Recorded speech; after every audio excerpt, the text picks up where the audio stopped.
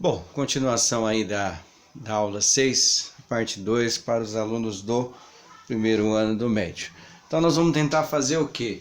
Nós vamos tentar criar uma fórmula chamada fórmula do termo geral para PA. Ou seja, essa fórmula ela vai possibilitar você escrever qualquer termo da sequência. Muitos alunos, principalmente quando estão começando a estudar matemática, esse negócio de letra e tal, né? A ideia é facilitar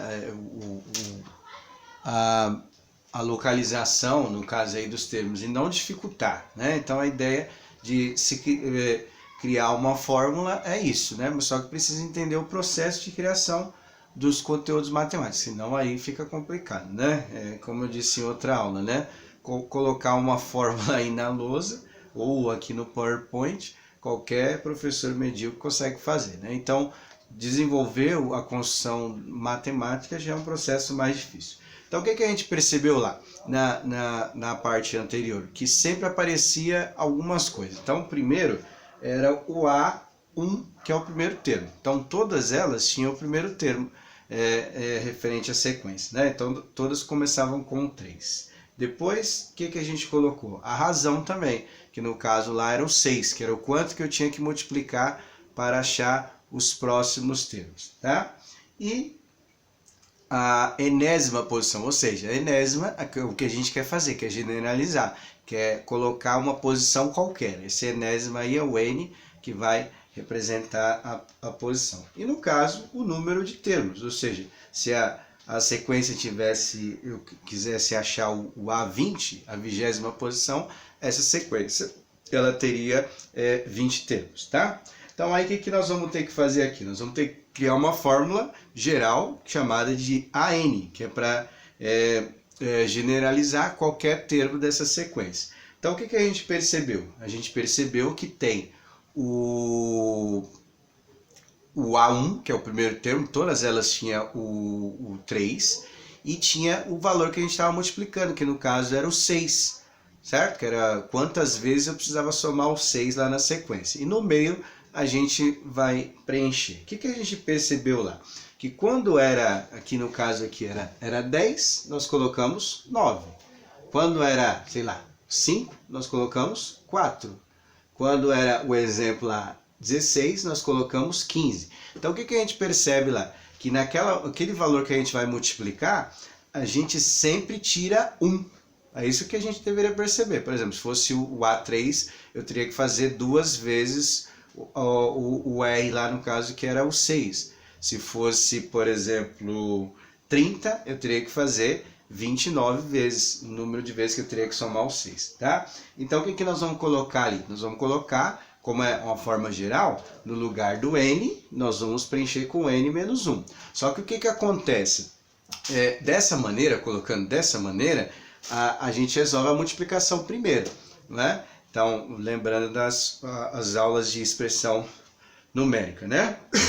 Então, o que nós vamos fazer aqui? Nós vamos ter que colocar, porque primeiro eu tenho que fazer a subtração de 1 aqui, né? Então, eu tenho que pegar, por exemplo, se aqui for 10, eu subtraio primeiro para ficar 9, para depois multiplicar. Então, que símbolo matemático eu utilizo para indicar que uma operação eu preciso resolver primeiro? O parênteses, né?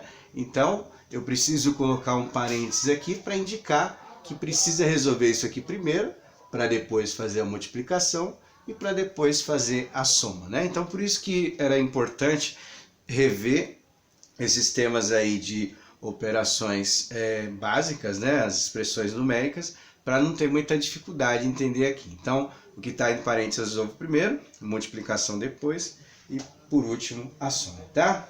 Aí o que eu vou fazer? Vou fazer o mesmo exemplo, só que usando a fórmula, que é aquela fórmula chamada fórmula do termo geral. Então tá lá a sequência, né? E a fórmula está aqui, tá? E a gente vai usar porque a ideia é criar um padrão para fazer para qualquer termo. Se eu quiser saber a posição 100, centésima posição, usando a fórmula a gente não vai ter muita dificuldade de fazer. É muito mais rápido do que ficar somando. Então a fórmula tá lá, né? Aí eu vou identificar. O AN é a posição final, a enésima posição. A gente não sabe, né? A gente já sabe quanto vai dar, mas ali a gente não tem como identificar. E aí, O A1 é o primeiro termo, então é igual a 3, tá? O N, o número de termos, se a sequência vai até o 16º, então significa que essa sequência tem 16 termos, né? Vai até o termo 16. E o R, né? Eu peguei a sequência lá de acordo com a forma. O R é o quanto que está variando, né? De 3 para 9 dá 6 e assim vai, igual a gente viu no exemplo. Substituindo lá na fórmula os números, ficaria assim, né?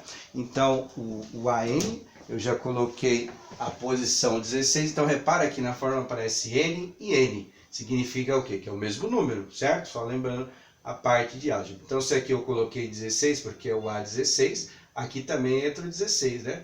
Que é o número de termos que tem, tá? Então, esse número sempre vai repetir, dependendo do cálculo que a gente for fazer. Mas se aparecer o N lá, eu tenho que colocar ele 2 vezes. Então, aí resolve primeiro o que está entre parênteses, né? Que é 16 menos 1.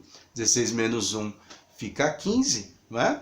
Então, aí vai ficar 15 vezes 6, que aí 15 vezes 6 dá quanto? Dá 90, lembrando que tem que resolver primeiro a multiplicação.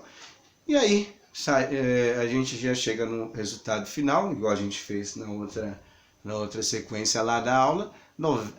3 mais 90 é igual a 93, tá? Então essa é a fórmula chamada de fórmula do termo geral de uma PG. Qual a utilidade dela? Achar qualquer termo da sequência. Então se eu quisesse achar a posição 300, é só colocar no lugar do N 300, resolver a acharia. Quiser achar 400, a milésima posição e assim vai, todas elas ali possibilitam. Então a fórmula é um artifício matemático para a gente agilizar o cálculo para fazer de uma maneira mais rápida, certo? Amanhã vou apresentar outra fórmula, que é a fórmula da soma. Por hoje é só, tá? Até mais!